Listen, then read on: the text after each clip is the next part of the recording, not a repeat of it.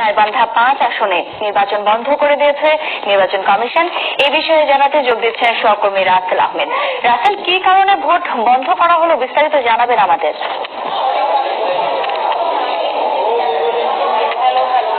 Shaon, vote বন্ধ করা হয়েছে এখন পর্যন্ত এতটুকু জানা গেছে। তবে সবশেষ তথ্য অনুযায়ী যেটি জেনেছি যে এই আসনটিকে ঘিরে মামলা থাকার কারণে, মামলা সংক্রান্ত জটিলতার কারণে আসলে এই আসনের ভোট বন্ধ করা হয়েছে। এবং আপনি জানেন যে এখানে আওয়ামী লীগের প্রার্থীর পাশাপাশি স্বতন্ত্র প্রার্থীও রয়েছেন।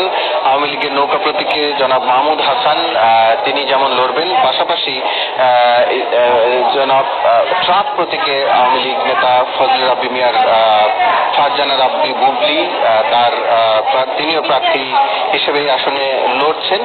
এবং আরো কয়েকটি দলের রয়েছে এবং পাশাপাশি স্বতন্ত্র প্রার্থীও রয়েছে এই আসনে।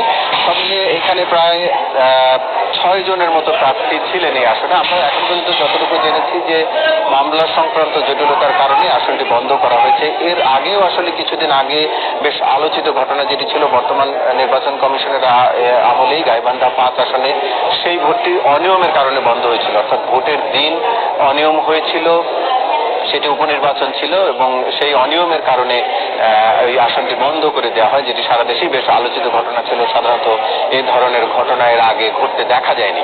এবারও ভোটের ঠিক একদিন আগে এই আসনটি আবারও বন্ধ করে দেওয়া হলো।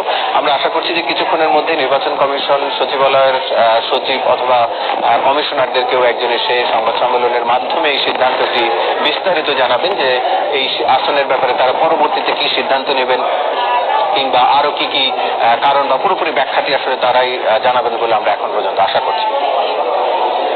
নিশ্চয়ই সেই তথ্যগুলো আপনার মাধ্যমে দর্শকদেরকে আমরা জানাতে পারবো।